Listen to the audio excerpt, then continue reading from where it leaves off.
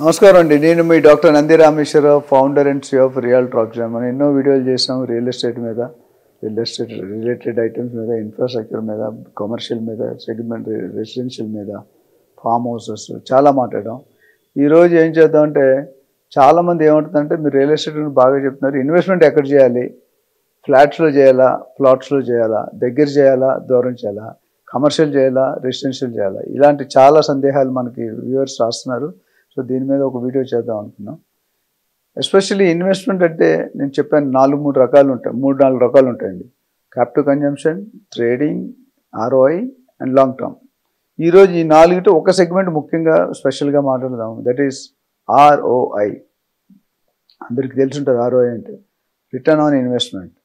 So చాలా మందికి సందేహం ఏంటంటే ఫ్లాట్లు కొనుక్కుంటే రెంట్కి ఇచ్చుకోవచ్చు కదా అనుకుంటారు. కరెక్ట్ అండి, ఒక యాంగిల్లో ఒక కోణంలో అది కరెక్ట్, బట్ ఇంకొక కోణంలో చూస్తే అది రాంగ్ కూడా. It's right, it's wrong. It's right for people are living దగ్గర ఉండి ఇంకోటి అద్దెకిచ్చిన ఒక ₹1,00,00,000 ఫ్లాట్ పెట్టి కొనుక్కుంటే మీకు రెంట్ ఎంత వస్తుందండి? 20,000 to 25,000 పర్ మంత్. అంటే సంవత్సరానికి ఎంత అయిందండి? 25 వేసుకుని మ్యాక్సిమం 25 into 12 3 lakhs. ₹1,00,00,000 మీద 3 lakhs ఎంత పర్సెంటేజ్? 3% రిటర్న్స్. అదే మీరు కమర్షియల్కి వెళ్ళారనుకోండి, కమర్షియల్లో మీకు 6 to 8% ఉంటుంది పర్ యానంకి. అదే మీరు ప్లాట్స్కి వెళ్ళారనుకోండి దూరంగా 18 to 20% పర్ యానం ఉంటుంది. రెంట్ వచ్చినా రెంట్ పెద్ద లెక్కట్టాల్సిన అవసరం లేదు. ఎందుకంటే మీరు హోల్డింగ్ కెపాసిటీ కూడా ఒక రీజన్. కమర్షియల్లో డిసడ్వాంటేజ్ ఏంటంటే టికెట్ సైజ్ పెద్దగా ఉంటుంది. రెసిడెన్షియల్లో టికెట్ సైజ్ తగ్గుంటే ప్లాట్లో ఇంకా తగ్గుంటుంది. అంటే 25 లక్షలు ఉంటే ఇక్కడ ప్లాట్ కొనుక్కోవచ్చు, బట్ 25 లక్షలు ఉంటే ప్లాట్ కొనుక్కోలేరు. ఇవాళ మీరు సిటీకి 60-70 కిలోమీటర్లు వెళ్ళిపోయినా 10-20 లక్షలకి ప్లాట్ దొరకదు.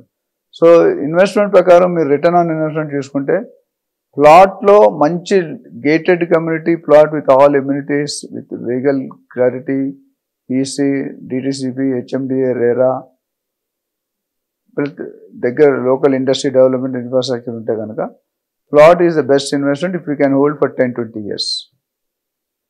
Next comes villa. విల్లాలో సగం వాల్యూ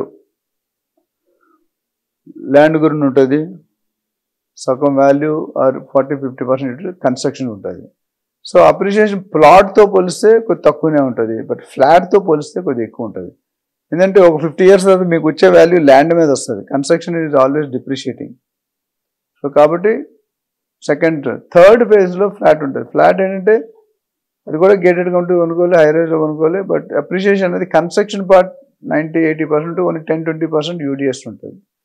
ల్యాండ్ స్టాండ్ అలోన్ బిల్డింగ్లో UDS బాగుంటుంది. 10 గజాలు అంటే 10 ఫ్లాట్లు కొడితే 50 గజాలు.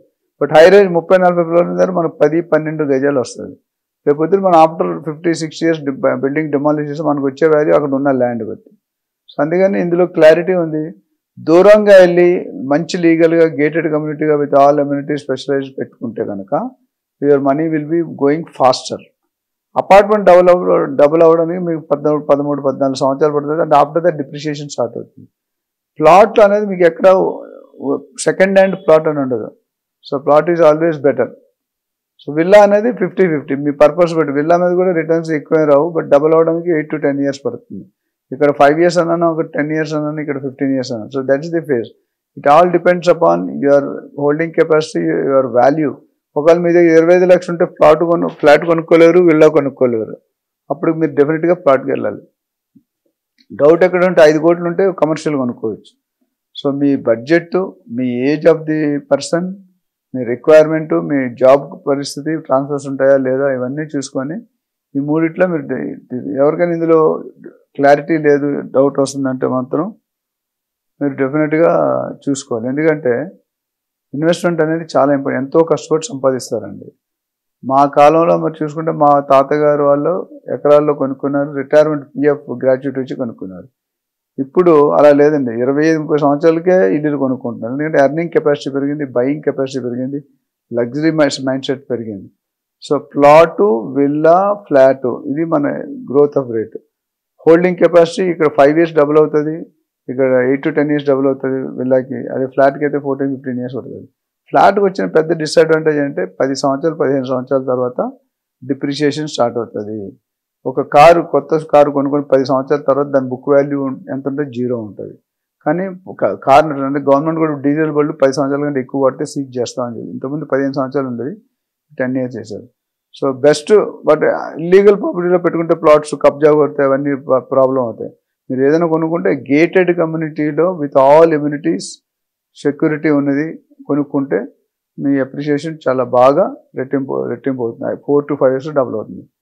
సో ఓవరాల్గా మీకు దీని మీద ఇంకా ఫర్దర్ క్లారిఫికేషన్ కావాలి అనుకుంటే, నా పేరు doctor Nandi Rameshwar Rao, founder and CEO of realty oxygen. నా కాంటాక్ట్ నంబర్ 9949579170. మళ్ళీ రిపీట్ చేస్తాను, 9949579170. Thank you.